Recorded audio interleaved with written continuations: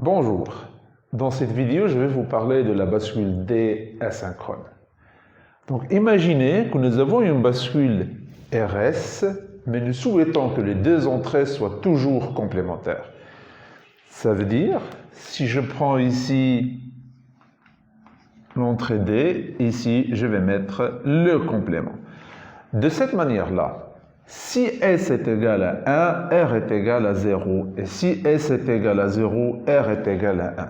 Donc ça, c'est la table de vérité de la bascule RS. Mais nous, on a toujours les deux entrées sont complémentaires. Ça veut dire que ces deux états ne sont jamais atteints. Donc ici, regardez, lorsque R est égal à 0, S est égal à 1, Qn est égal à 1. Lorsque R est égal à 1, S est égal à 0, Qn est égal à 0. Donc, qu'est-ce qu'on peut dire? On peut dire que Qn est égal à S. Et S, qu'est-ce que est égal? Est égal à D. Donc ici, je vais mettre la table de vérité d'une bascule D. Donc, on a l'entrée D, la sortie Qn. Et lorsque D est égal à 0, donc D est égal à 0, S est égal à 0, donc Qn est égal à 0. Et lorsque D est égal à 1, S est égal à 1, et Qn est égal à 1. Donc c'est 1, 1. Donc l'équation d'une bascule D, c'est simple, c'est tout simplement Qn est égal à D.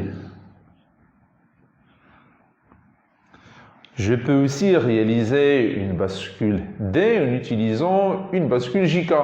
Tout simplement, si je remplace ici S par J et R par K, je vais obtenir une bascule D. Vu comme ça, la bascule D n'a aucun intérêt. Parce que tout simplement, qu'est-ce qu'il fait? Il copie l'entrée de données en sortie. Mais, si j'ajoute un signal d'horloge à la bascule D, et je transforme ma bascule D asynchrone en une bascule D synchrone, dans ce cas-là, il devient vraiment très intéressant. Je vais vous montrer dans la partie suivante de cette vidéo une utilisation d'une bascule D synchrone. Je vais vous montrer maintenant l'intérêt d'utiliser une bascule D synchrone. C'est une utilisation parmi d'autres. Donc une bascule D synchrone possède deux entrées, une entrée de données D et une entrée d'horloge H. Donc, le symbole qu'on a ici, c'est pour dire que notre bascule fonctionne sur front montant de l'horloge d'entrée. Donc ça, c'est le signal d'horloge H. C'est un signal périodique, de même période bien sûr. Et imaginez, si je relie la sortie Qn bar à l'entrée de données D. Donc, normalement, si on a une bascule asynchrone, donc ici on a par exemple 1, 0, donc le 0 sera ici, sera directement envoyé vers Qn, Qn devient 1, donc le 1, donc on a toujours un inversement entre 0 et 1 de la sortie principale. Mais nous, on a une bascule D synchrone, ça veut dire que le changement n'opère seulement quand on a un front montant de l'horloge H. Donc les instants qui nous intéressent, c'est seulement l'instant, ou bien les instants où on a un front montant de l'horloge.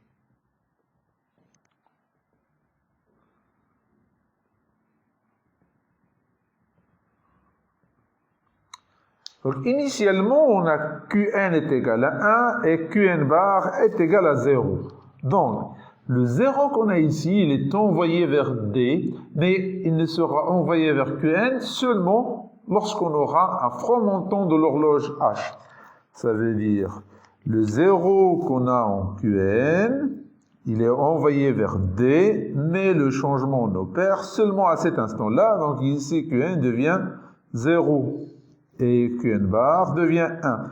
Le 1, il est envoyé vers D, mais il reste en D jusqu'à prochain front montant de l'horloge H. Ça veut dire cet instant-là. Donc ici, le 1 qu'on a en Qn bar qui se trouve en D sera envoyé vers Qn, et ainsi de suite.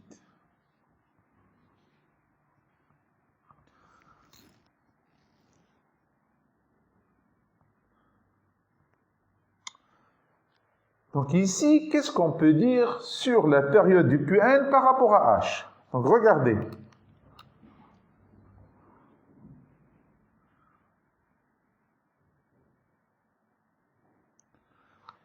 La période de Qn égale 2 fois la période de H. Donc la période de H a été doublée. Qu'est-ce qu'on peut dire par rapport à la fréquence? Puisque la période a été doublée, la fréquence a été divisée par 2, parce que la fréquence, c'est l'inverse de la période. Donc tout simplement, on dit que nous avons réalisé un diviseur de fréquence par 2. Donc, en utilisant une bascule D synchrone, nous avons réalisé un diviseur de fréquence par 2. Donc ce diviseur de fréquence par 2 peut être utilisé pour réaliser des compteurs, ou bien peut être utilisé pour d'autres circuits logiques. Donc ici, je vous ai montré une seule utilisation d'une bascule D synchrone.